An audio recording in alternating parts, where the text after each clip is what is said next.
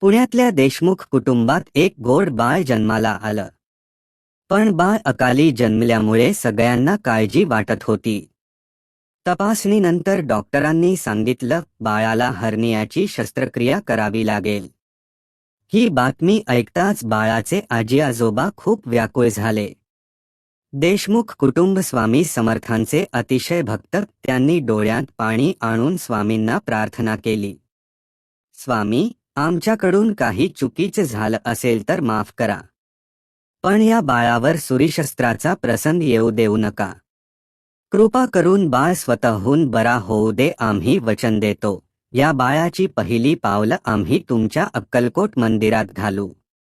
काही दिवसांनी त्यांनी दुसऱ्या डॉक्टरांचा सल्ला घेतला. त्या डॉक्टरांनी तपासून सांगितलं, काळजी करू नका. बाळ जसजसं वाढेल तसतसं हे आपोआप ठीक होईल. शस्त्रक्रियेची गरज नाही. देशमुख कुटुंबानं दिलासा घेतला.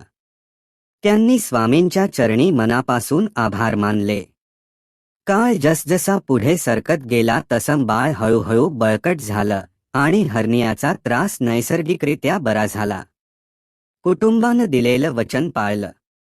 बाळ पहिलं पाऊल चालते थेट अक्कलकोटच्या स्वामी समर्थ मंदिरात.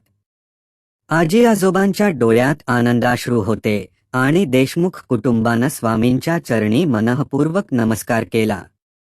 आज त्याला 10 वर्षे झाली आहेत. बाळ आता एकदम निरोगी आहे, खेळतो, धावतो आणि प्रत्येक दिवस त्याच्या कुटुंबाला आठवण करून देतो. स्वामी समर्थांची कृपा असेल तर काहीही अशक्य नाही. अशाच आणखी स्वामी अनुभवाच्या कथा तुमच्यापर्यंत पोहोचवण्यासाठी कृपया चॅनेलला सबस्क्राईब करा आणि कमेंट बॉक्समध्ये श्री स्वामी समर्थ लिहा. तुमच्याकडेही असा एखादा अनुभव असेल तर तो कमेंटमध्ये जरूर लिहा. मी तो सर्व स्वामी भक्तांपर्यंत पोहोचवेन.